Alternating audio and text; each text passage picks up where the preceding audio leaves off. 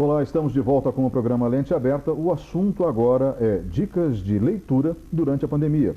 Comigo no estúdio da TV, a TV Educativa de Ponta Grossa, está o professor Diego Gomes, professor de literatura com doutorado na área, dando aulas atualmente na Universidade Estadual de Ponta Grossa como professor colaborador e também no CEPAM, cursinho pré-vestibular. Eu gostaria que o senhor nos ajudasse, professor, a tentar passar por esse período de pandemia com um pouco mais de suavidade, ou pelo menos com a nossa capacidade de reflexão sendo apurada. E isso, obviamente, é muito estimulado através da leitura. Eu vi que o senhor trouxe aqui alguns dos exemplares que o senhor tem em casa e acredito que a sua listagem de 10 obras, vamos estabelecer em 10 para o programa de hoje, passa justamente pelos livros que estão aqui em cima da mesa. O senhor poderia nos ajudar, então, com as indicações de leitura? Qual seria o primeiro livro que o senhor sugeriria nesse período que nós vivemos, que às vezes rende algumas horas livres em casa e às vezes não, depende muito do profissional e da atividade dele em relação ao trabalho remoto. Pois não, Ney. Boa tarde também aos telespectadores. Um prazer aqui, te parabenizo por abrir esse espaço também para falar de literatura aqui para a nossa cidade. Fico muito agradecido pelo convite. Selecionei, como você falou aqui, deu trabalho para escolher somente 10. Eu olhei para a minha biblioteca e parece que todos os livros estavam pedindo, me escolha, me escolha. Aí eu fiz uma seleção especial aqui para compartilhar, né, com os nossos telespectadores. Selecionei aqui então, vou começar pelos menorzinhos, né, e deixar os mais extensos aqui. Pensei sobretudo também, Ney, no seguinte aspecto: alguns livros, como esse momento muitas vezes tem desencadeado alguma certa ansiedade nas pessoas, em função, né, da quarentena, em função do estado emocional de muitas pessoas, tem ficado muito mal. Então, alguns livros nesse momento não são indicados. Então, eu tentei pensar nisso também, livros que ofereçam certa liberdade e, ao mesmo tempo, que não reforcem um estado de espírito negativo nesse momento. Perfeito. Eu selecionei, então, o primeiro livro aqui, é O Santo e a Porca, do Ariano Suassuna, um livro que há uns 4 anos foi indicado, inclusive, nas listas da UEPG para o vestibular. É uma comédia, uma espécie de comédia, que traz uma história engraçadíssima. Certamente o telespectador vai se divertir muito, mas sobretudo, e aí eu não vou dar nenhum spoiler, fiquem tranquilos, mas nas 2 últimas páginas desse livro há uma guinada muito impressionante nos personagens, especialmente no personagem central, que precisa fazer uma escolha, ou o mundo espiritual ou o mundo material. O que vai pesar? Durante toda a história ele faz uma escolha e nas 2 últimas páginas ele tem que enfrentar a responsabilidade por essas decisões. É uma peça, então, impressionante nesse aspecto, porque nos faz rir durante 99% dela e nas 2 páginas finais nos faz pensar a respeito da condição humana. Na sequência, não sei, posso tocar direto? Claro, por favor. Mas quando você quiser comentar, por favor, me interrompa, será muito bem-vindo. Eu recomendo aqui um livro do José Saramago, que é Prêmio Nobel de Literatura, um escritor português, já falecido há algum tempo. Ele escreve esse livro, O Homem Duplicado, que é uma história muito interessante que rendeu um filme, inclusive com o mesmo nome, com o mesmo título, que traz justamente, entra quase que na literatura fantástica, a seguinte perspectiva: o sujeito está assistindo a um filme e ele percebe que um personagem figurante é exatamente, fisicamente ele. Então você está assistindo, por exemplo, um programa na TVE e você enxerga no fundo alguém passando e você, mas sou eu que estou lá, mas é um programa, mas eu estou aqui, como pode ser isso? E ele vai ter que se enfrentar agora com esse duplo, por isso que é O Homem Duplicado, nesse romance impressionante de José Saramago também, que traz questões existenciais muito fortes. Então fica aqui a minha segunda recomendação. Esses 2 livros certamente abrirão uma perspectiva imaginativa muito grande para os nossos telespectadores. Como também o próximo livro aqui, esse terceiro, eu trouxe a edição em espanhol, mas já há uma tradução em língua portuguesa, é a Antologia da Literatura Fantástica. Então você tem ali contos, eu acho muito interessante, até na última vez que você me convidou, aqui há uns 4, 5 anos, eu acho, né, Ney? Você me solicitou naquela feita indicações para quem quisesse entrar para o mundo da literatura, né? Indicações iniciais. Eu recomendei muitos contos de literatura fantástica porque eu entendo que é uma porta de entrada fantástica, de fato, porque abre o imaginativo, abre para os mundos possíveis da literatura, e esse livro faz uma catalogação, de fato, da literatura universal, né, e contos muito curtos, muitas vezes, contos, às vezes, até de 3 linhas, né, para vocês terem uma ideia, mas são 3 linhas que você pode ficar meditando durante horas e horas, e como a gente tem um tempo de sobra nesse momento, fica aqui a minha indicação também.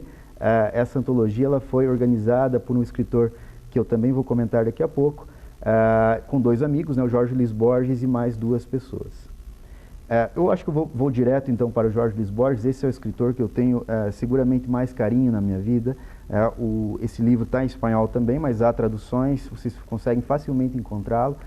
O Aleph, o nome do livro, é um livro em espanhol, a minha edição, né? El Aleph, um livro de contos também.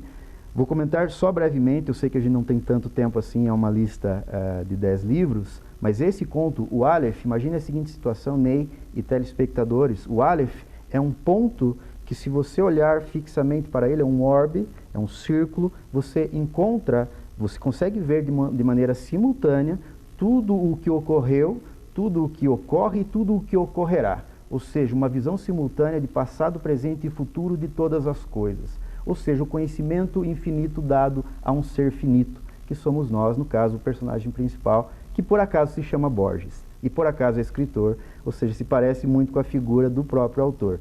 Esse é um dos contos do livro El Aleph, existem outros.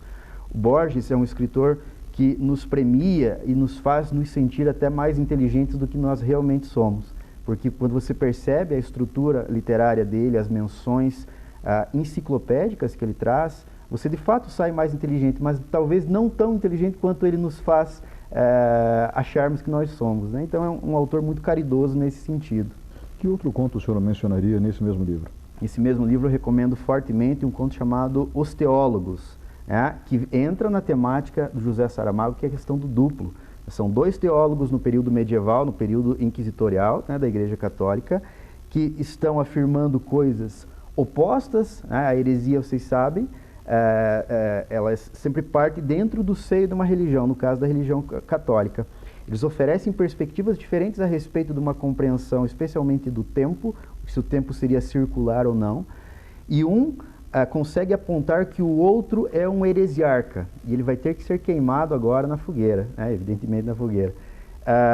Eu não vou dar um spoiler agora, porque é muito bonito o fim desse conto, é de se emocionar realmente. Os Teólogos eu recomendo fortemente.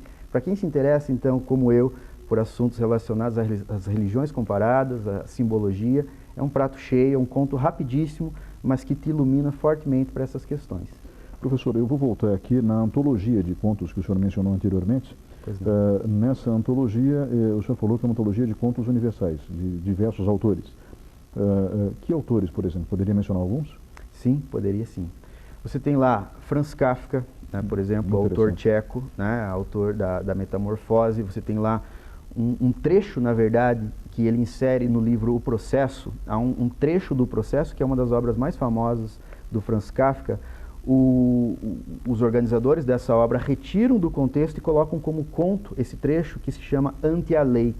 Eu não vou contar a história inteira também para não tomar todo o tempo e também para não entregar, para que haja um prazer também da leitura da outra parte lá de quem está do outro lado da câmera. Cito também o próprio Jorge Luiz Borges, tem conto ali inserido. Você tem contos chineses, por exemplo, um conto famosíssimo de 3 linhas de um autor vinculado à religião taoísta chinesa, que é o Xuanzhu. E eu poderia até falar, se fosse o caso, não sei se você me autoriza. Claro, por favor. Esse conto tem 3 linhas e é o seguinte, inclusive o Raul Seixas tem uma música que é inspirada nesse conto, um conto chinês, século IV ou III a.C.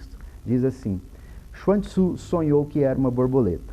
Ao despertar, Xuanzhu ignorava se era Xuanzhu que tinha sonhado que era uma borboleta ou se era uma borboleta e estava sonhando que era Xuanzhu.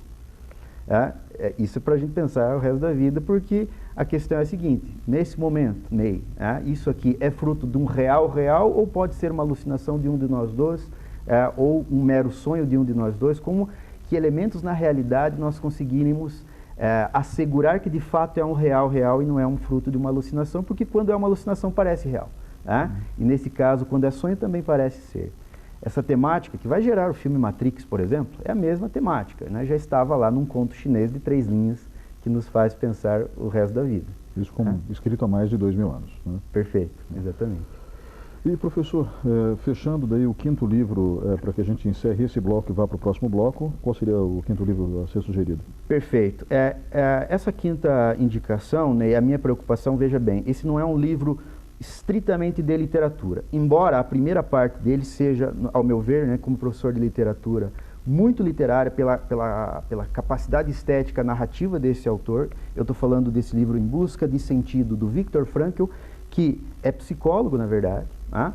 Ele passa pelo campo de concentração de Auschwitz e ele vai fundar uma das linhas. Eu sou leigo na área de psicologia, né? Então me perdoem, eu vou falar somente o que conheço estritamente, que é a partir desse autor. Ele vai fundar uma das linhas da psicologia, da psicoterapia, que é a logoterapia, a partir dessa experiência dele, a experiência que passa pelo campo de concentração. E a primeira parte desse livro eu considero muito literária, porque ele vai narrar todas as agruras, todos os sofrimentos que não só ele passou, mas que ele viu passar diante dos olhos dele. Há um talento muito literário nisso, mas, sobretudo, há um tipo de experiência que eu entendo que a literatura nos oferece, que é justamente oferecer uma espécie de espelho para a nossa própria existência. Esses livros todos que eu recomendo aqui são livros que nos fazem pensar a respeito da condição humana. E nesse momento em que muitas pessoas estão perdendo o sentido existencial, não só pela pandemia, por tudo, mas especialmente pela pandemia, que tem nos acentuado muitas vezes emoções difíceis de se lidar, esse é um livro que eu sempre recomendo para os meus alunos do curso de letras e até para alunos do ensino médio, né, quando eu vejo que há uma necessidade nesse sentido. Há um talento, então, como eu disse, né, na primeira parte do livro, um talento literário, narrativo muito grande, por isso eu selecionei aqui, neste momento, entre os 10. Professor, obrigado pela participação nesse bloco.